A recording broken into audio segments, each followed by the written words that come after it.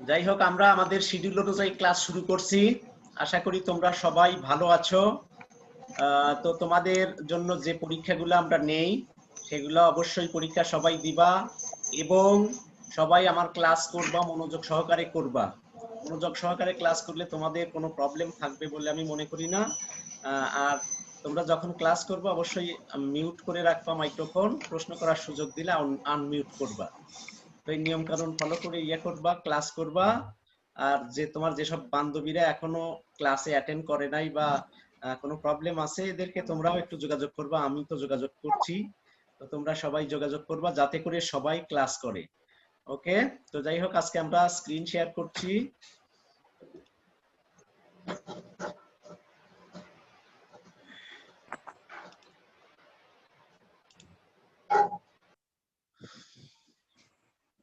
তো গত পরীক্ষাটা তোমরা যারা দিয়েছো তারা মোটামুটি সবাই ভালো করছো, দুই একজন ছাড়া। আশা করি এই ধারাবাহিকতাটা তোমাদের জন্য বজায় থাকবে। যাই হোক,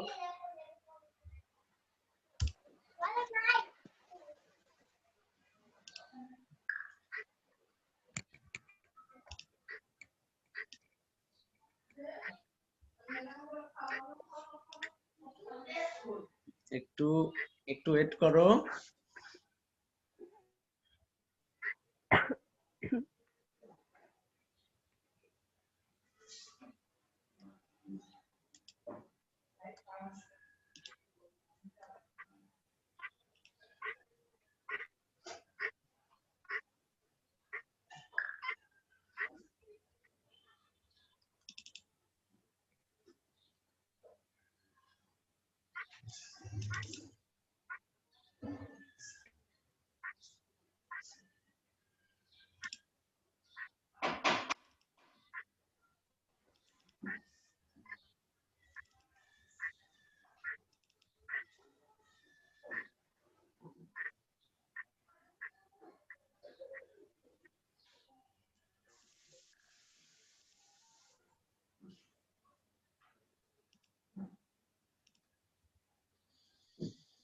যে পড়াগুলো তোমাদের পড়ানো হচ্ছে সেখানে যদি কারো বুঝতে সমস্যা হয় অবশ্যই আমাকে প্রশ্ন করবা। আর যারা এখনো বই কিনো নাই তারা সবাই বই কিনে নিবা, ঠিক আছে? সবাই বই কিনে নিবা। জি স্যার। তো দেখো, আমরা প্রথমে আজকে যেটা আলোচনা করব সেটা হলো বায়ো ইনফরমেটিক্স। তোমরা কি দেখতে পাচ্ছ? স্যার দেখা যাচ্ছে না তো। দেখা না যাচ্ছে স্যার। না? দেখা যাচ্ছে না? না স্যার। আচ্ছা, ঠিক আছে, দেখা যাবে। একটু ওয়েট করো, অবশ্যই দেখা যাবে। সাউন্ড যাতে না হয় সবাই লক্ষ্য করবা।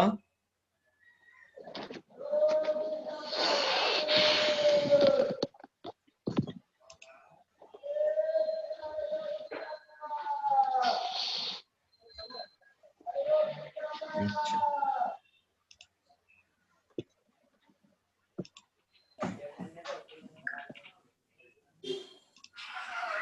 দেখতে পাচ্ছ সবাই? জি স্যার। ওকে,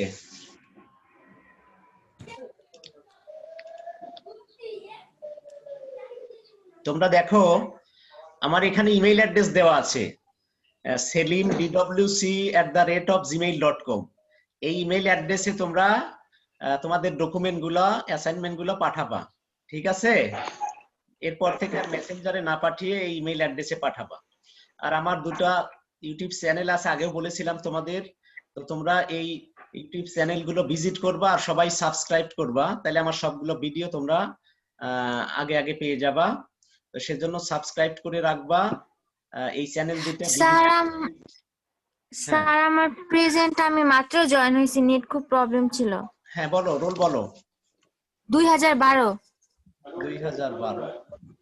জি স্যার। আচ্ছা, ঠিক আছে। স্যার 2003। হ্যাঁ, 2003। স্যার আমিও আজকে প্রথম। হ্যাঁ স্যার আমিও আজকে প্রথম বলো, রোল জয়েন বলো। করছি। 1032। 1032। আর কেউ আছো? 3002 আর 3000। 3007। হ্যাঁ 1008।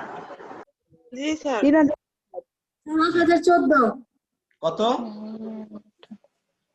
1014। 1014। ঠিক আছে। স্যার 1003। 1003। প্রায় 3007। 3000 7। 3007। 3008 স্যার। 3008। 2019 3019। স্যার 2019 2000 2019। আর কেউ আছো? আচ্ছা আচ্ছা, যাই হোক, লক্ষ্য করো সবাই। তাহলে তোমরা যেটা তোমাদের ইনস্ট্রাকশন সেটা হলো সেলিম হোসাইন, এমডি নাই, শুধু সেলিম হোসাইন দিবা। সেলিম হোসাইন 3010। এবং হ্যাঁ কত? 3010।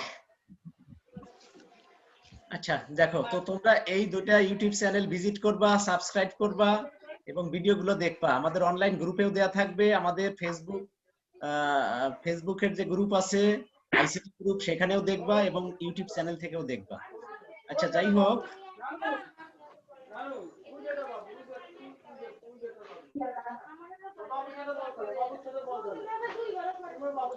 সাউন্ড হচ্ছে, যারা মাইক্রোফোন আনমিউট করে রেখেছো তারা মিউট করে ফেলো।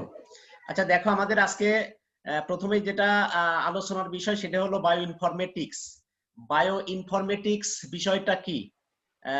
জীববিজ্ঞানের সমস্যাগুলো যখন কম্পিউটার প্রযুক্তি কৌশল ব্যবহার করে সমাধান করা হয় তখন তাকে বায়ো ইনফরমেটিক্স বলা হয়। এটি হলো জীববিজ্ঞান সংক্রান্ত। এটা কত অধ্যায়? এটা 1 নম্বর অধ্যায়। আমাদের প্রথম অধ্যায় আজকে শেষ করার চেষ্টা করব। প্রথম অধ্যায়টা হয়তো আজকে শেষ হবে। তো বায়ো ইনফরমেটিক্স, জীববিজ্ঞানের সমস্যাগুলো যখন কম্পিউটার প্রযুক্তি কৌশল ব্যবহার করে সমাধান করা হয় তখন তাকে বায়ো ইনফরমেটিক্স বলা হয়।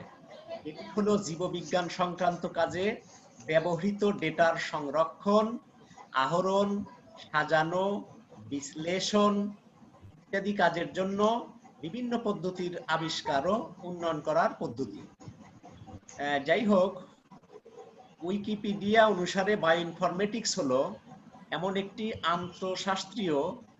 আন্তঃশাস্ত্রীয় অর্থ হলো, ইংরেজিতে এটাকে বলা হয় ইন্টারডিসিপ্লিনারি ক্ষেত্র, যা জীব সংক্রান্ত ডেটার বিশ্লেষণ করে বোঝার জন্য উপযুক্ত পদ্ধতি এর সফটওয়্যার টুলস উন্নয়ন করে। আচ্ছা দেখো,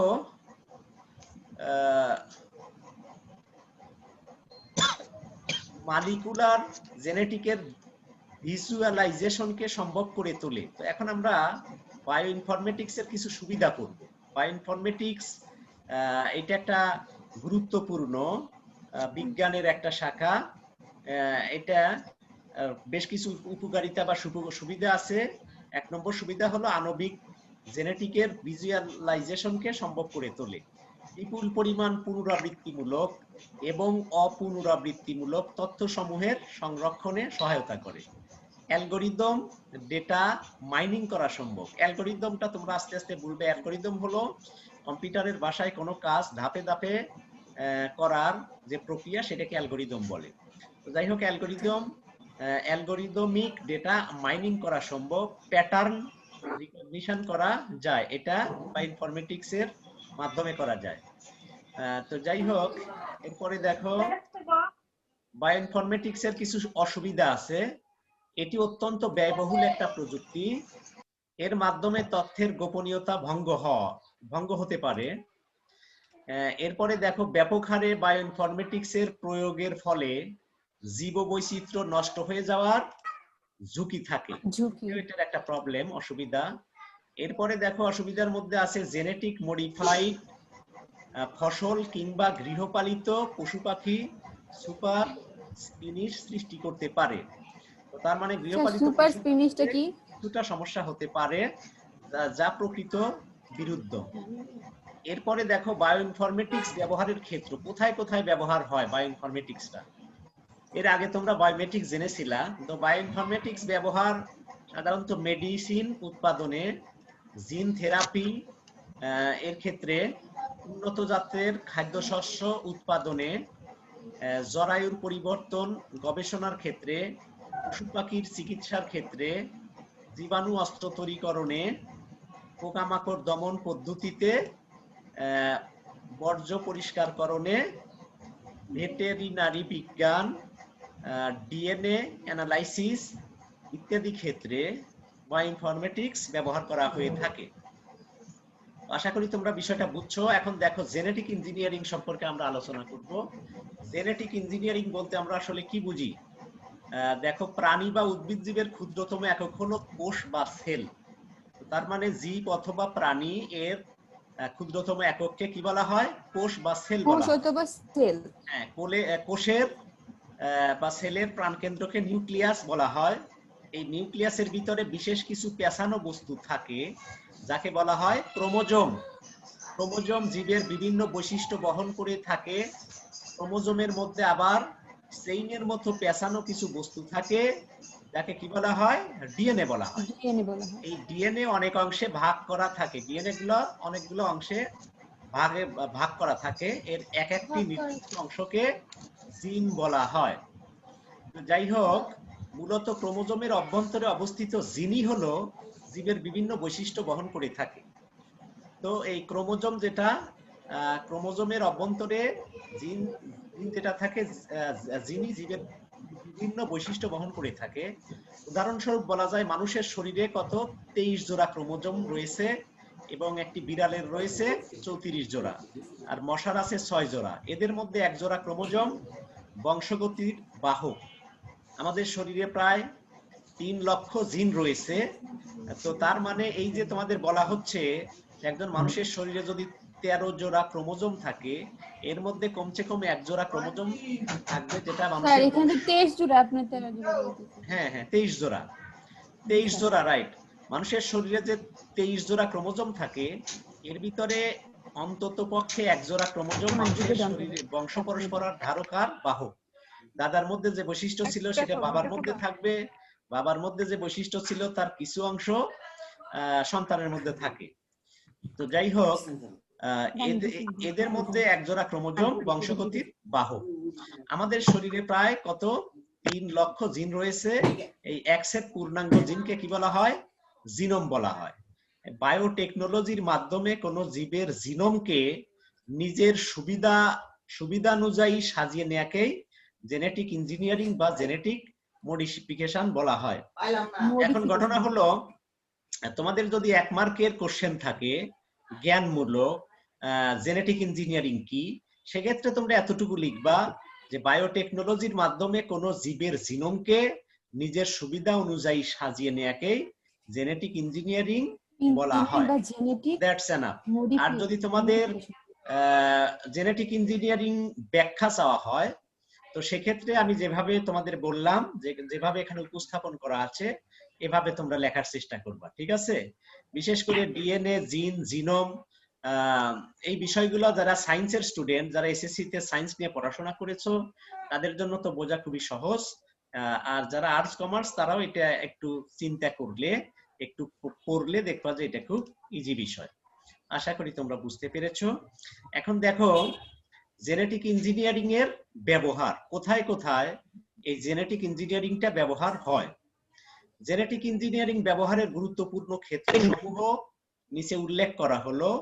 ইনসুলিন তৈরিতে, এরপরে উন্নত মানের ফসল উৎপাদনের ক্ষেত্রে জেনেটিক ইঞ্জিনিয়ারিং ব্যবহার করা হয়। তো এরপরে রোগের চিকিৎসা ক্ষেত্রে জেনেটিক ইঞ্জিনিয়ারিং ব্যবহার হয়। ফার্মাসিউটিক্যাল পণ্য উৎপাদনেও এটার ব্যবহার হয়। হরমোন তৈরিতেও জেনেটিক ইঞ্জিনিয়ারিং ব্যবহার হয়। ভাইরাস নাশক কোনো বস্তু তৈরিতে জেনেটিক ইঞ্জিনিয়ারিং ব্যবহার হয়।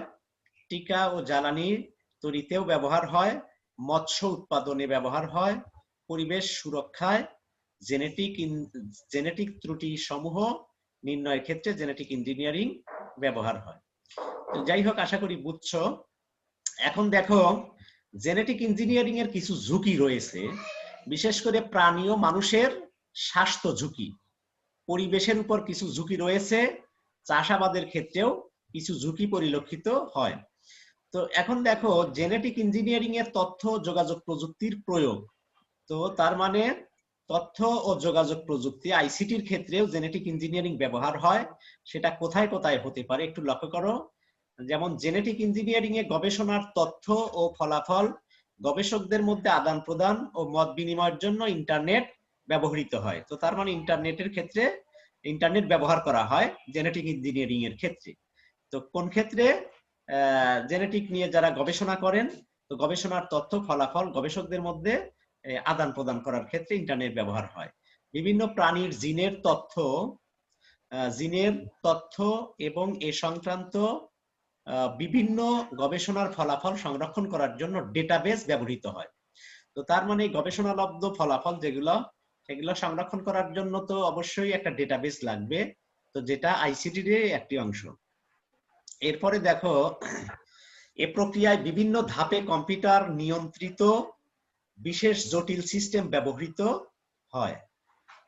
জেনেটিক ইঞ্জিনিয়ারিং প্রক্রিয়ায় গবেষণার জন্য কম্পিউটার সিমুলেশন ব্যবহৃত হতে পারে।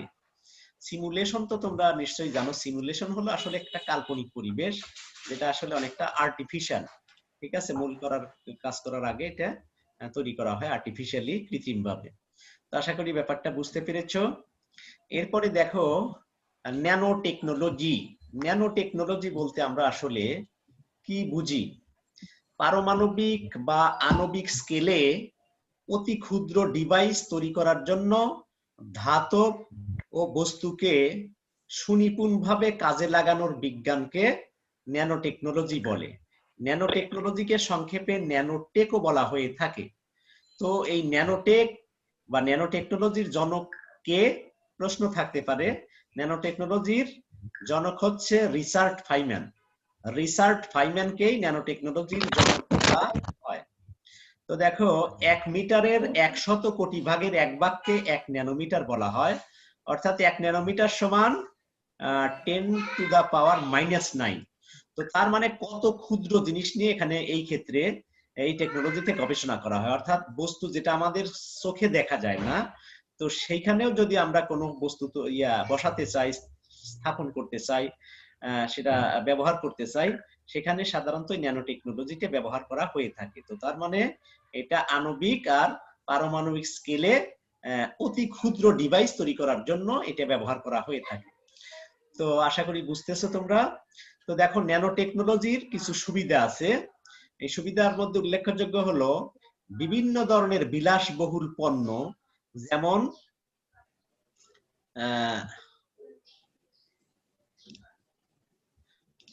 একটু লক্ষ্য করো,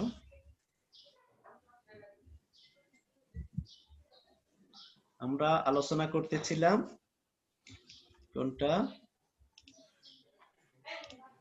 ন্যানো টেকনোলজির সুবিধা নিয়ে, তাই না? ন্যানো টেকনোলজির সুবিধা।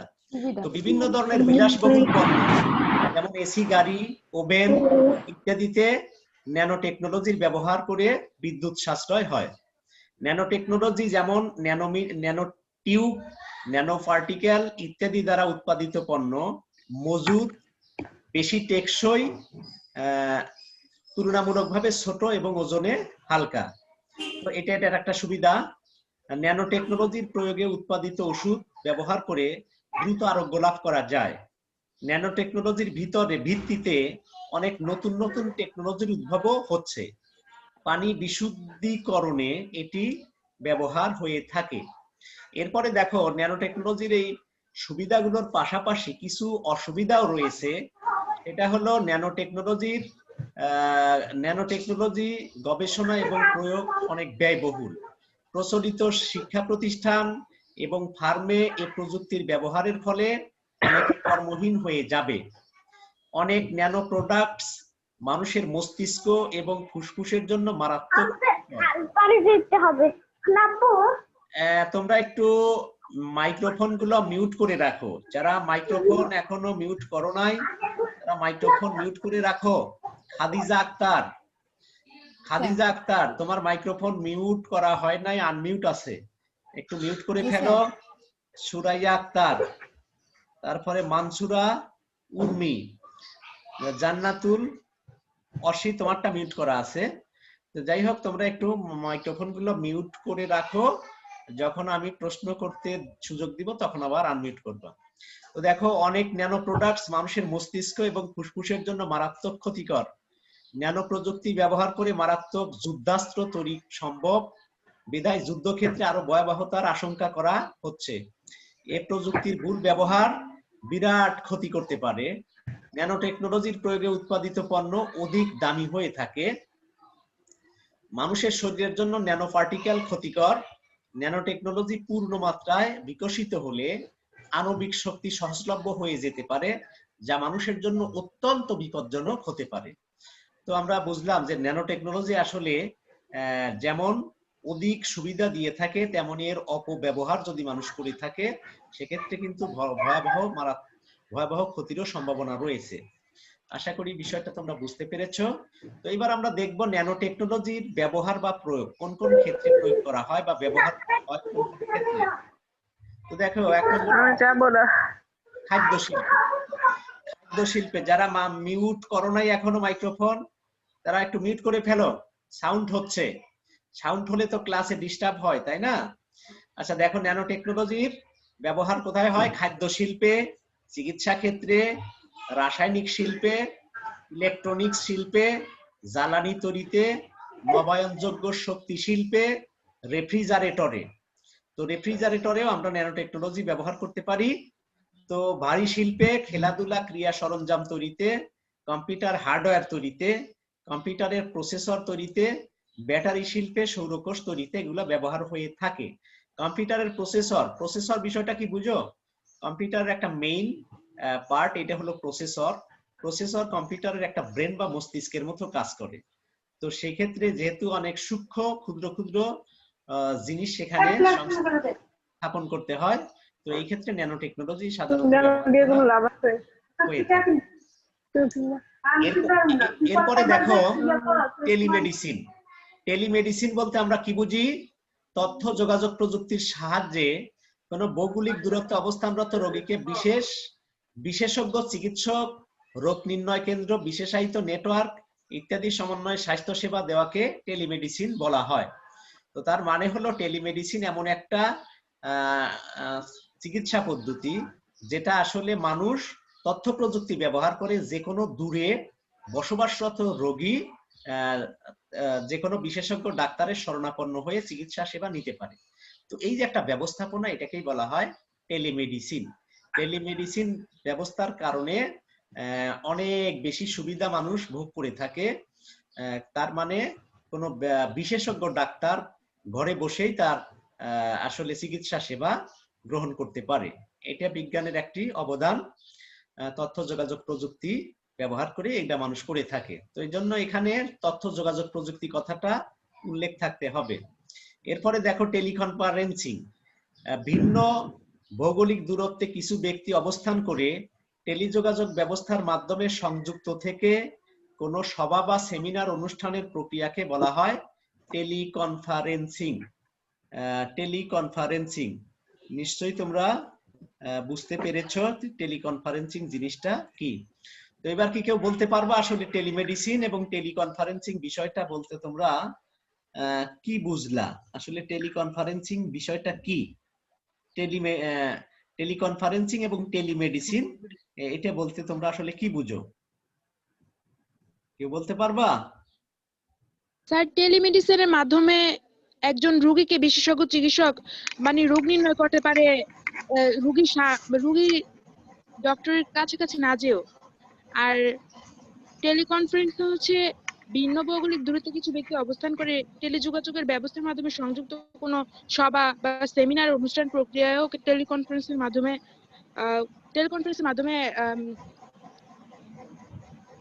আমরা এই সুবিধা পেয়ে থাকি। হ্যাঁ, ভেরি গুড। কি নাম জানেন তোমার বাবা?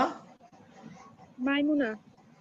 মাইমুনা, ভেরি গুড, খুব সুন্দর বলেছো। তাহলে আমরা টেলিমেডিসিন এবং টেলিকনফারেন্সিং বুঝলাম। তো এরপরে দেখো ভিডিও কনফারেন্সিং। টেলিকমিউনিকেশন প্রযুক্তি ব্যবহার করে দুই বা ততোধিক ব্যক্তি বিভিন্ন ভৌগোলিক অবস্থানে থেকে অডিও এবং ভিডিওর যুগপথ উভয়মুখী স্থানান্তর প্রক্রিয়াকে ভিডিও কনফারেন্সিং বলে। তো টেলিকনফারেন্সিং এবং ভিডিও কনফারেন্সিং একই রকম, তবে এখানে ভিডিও কনফারেন্সিং এ অবশ্যই ভিডিও সুবিধাটা থাকবে, ঠিক আছে। এরপরে দেখো ডিজিটাল কনভার্জেন্স। ডিজিটাল কনভার্জেন্স হলো বিভিন্ন প্রযুক্তিকে মিলিত করে একটি মাধ্যমে একীভূত করা এবং কার্যকরভাবে, এটা হলো ডিজিটাল কনভার্জেন্স। এরপরে একটু লক্ষ্য করো তোমরা, কম্পিউটার প্রাইম নিয়ে আমরা আলোচনা করব। সাউন্ড করো না বাবা, তোমরা কেউ কথা বলবা না। কম্পিউটার ক্রাইম বলতে আমরা কি বুঝি? Computer hardware, software, network resource, data বা তথ্য ইত্যাদি বিনা অনুমতিতে প্রত্যক্ষ বা পরোক্ষভাবে ব্যবহার করে ক্ষতিকারক কোনো কাজ করাই হলো অনৈতিক কাজ। কম্পিউটারের ভাষায় একে কম্পিউটার অপরাধ বা কম্পিউটার ক্রাইম বলে। তো অপরাধ জগৎটা আসলে আমরা বুঝছি কম্পিউটার জগতেও সংগঠিত হয়ে থাকে, এই অপরাধকেই বলা হয় কম্পিউটার ক্রাইম। সাইবার ক্রাইমটা কি? ইন্টারনেটকে কেন্দ্র করে বিভিন্ন ধরনের নৈতিকতা বিবর্জিত কাজ সংগঠিত হচ্ছে, এসব অনৈতিক কাজকে বলা হয় সাইবার ক্রাইম। এটা ইন্টারনেটকে কেন্দ্র করে একটু হয়ে থাকে। এরপরে দেখো আমরা হ্যাকিং বুঝবো। হ্যাকিং কি? সাধারণত অনুমতি ব্যতীত কোনো কম্পিউটার কম্পিউটার ব্যবহার করা অথবা কোনো কম্পিউটারকে মোহচ্ছন্ন করে তার পুরো নিয়ন্ত্রণ নিয়ে নেওয়াকে হ্যাকিং বলে। যারা হ্যাকিং করে তাদেরকে কি বলা হয়? হ্যাকার বলা হয়।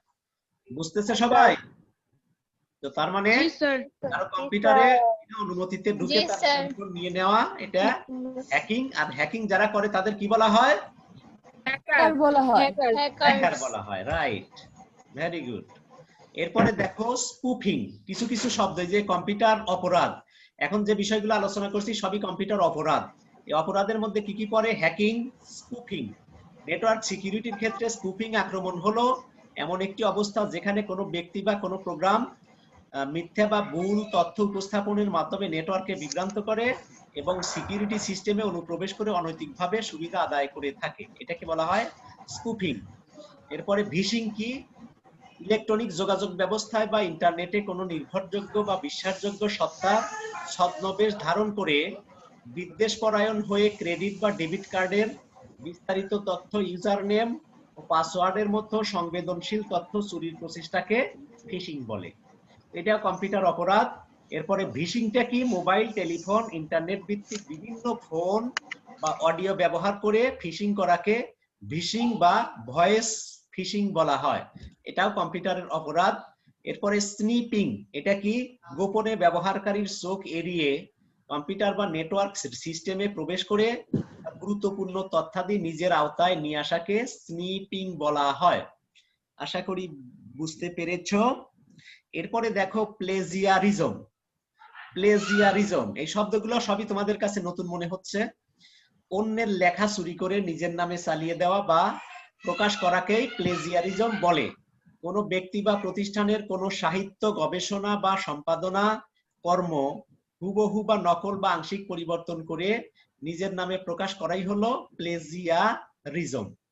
তো তার মানে কোনো ব্যক্তি যদি কোনো বই লেখে কথার কথা এবং এটা ইন্টারনেটে ছেড়ে দেয়, তো তার তথ্য উপাত্ত যদি কেউ নিজের নামে চালিয়ে দেয় তাহলে সেটা হবে প্লেজিয়ারিজম। অন্যের প্লেজিয়ারিজম, হ্যাঁ প্লেজিয়ারিজম বলা হবে। তো নিশ্চয়ই বুঝতে পারছো। এরপরে দেখো সফটওয়্যার পাইরেসি। সফটওয়্যার পাইরেসি বলতে আমরা কি বুঝি? সফটওয়্যার পাইরেসি বলতে অনুমোদিত মালিক বা প্রস্তুতকারীর বিনা অনুমতিতে কোনো সফটওয়্যার কপি করা, ব্যবহার করা, নিজের নামে বিতরণ করা কিংবা কোনো প্রকার পরিবর্তনের মাধ্যমে নিজের বলে চালিয়ে দেওয়া কার্যক্রমকে বোঝায়। তো তার মানে সফটওয়্যার পাইরেসি আর প্লেজিয়ারিজম মূলত কাছাকাছি কিন্তু এক নয়।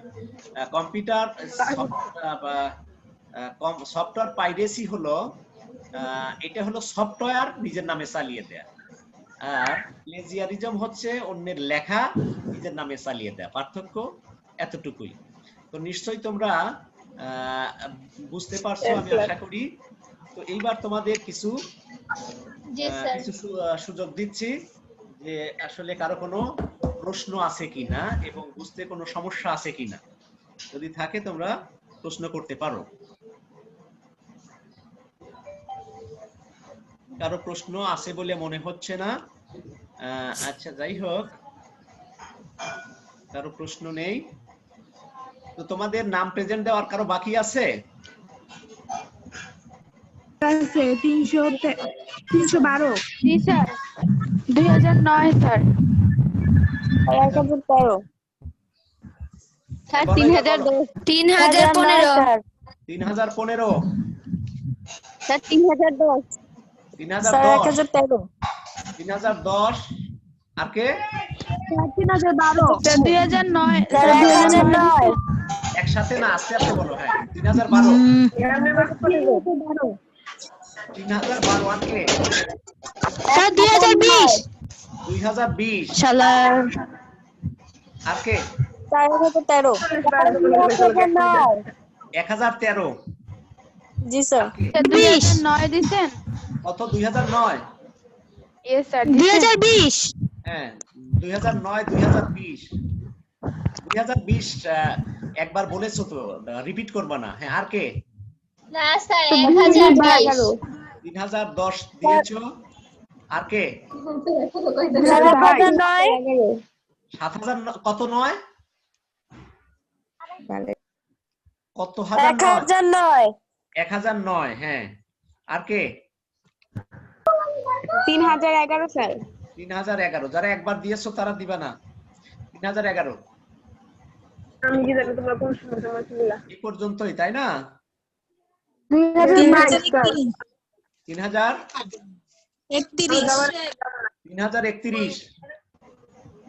আর কে প্রেজেন্ট দাও নাই 2022 এখন পর্যন্ত ক্লাস কয়টা হইছে 2022 তো 4টা ক্লাস হয়েছে, একটা পরীক্ষা হয়েছে। আর কেউ আছো? আশা করি আর নাম প্রেজেন্ট বাকি নাই কারোই। তো তোমরা সবাই ভালো থাকবা, সুস্থ থাকবা। আর তোমাদের শুনো, লক্ষ্য করো, আমি আগেও বলেছি তোমাদের যে গ্রুপ আইসিটি ফার্স্ট ইয়ারের, তো সেই গ্রুপে তোমরা ইয়া করবা, ভিজিট করবা এবং আমি যে অ্যাসাইনমেন্ট গুলো দেই সেগুলো শিডিউল অনুযায়ী করে সংরক্ষণ করবা এবং আমার ইমেইল অ্যাড্রেসে পাঠিয়ে দিবা। ঠিক আছে? আর নিয়মিত পড়াশোনা করবা। আর কোনো প্রশ্ন থাকলে আমাকে করবা। সবাই ক্লাস করবা, কোনো মিসিং যাতে না হয়, ক্লাসে যাতে অ্যাবসেন্ট না থাকো সে বিষয় অবশ্যই লক্ষ্য করবা। তো এই আশাবাদ ব্যক্ত করে আজকের ক্লাস এখানেই শেষ করছি। আল্লাহ হাফেজ। আসসালামু আলাইকুম স্যার। ওয়া আলাইকুম আসসালাম ওয়া রাহমাতুল্লাহি ওয়া বারাকাতুহু।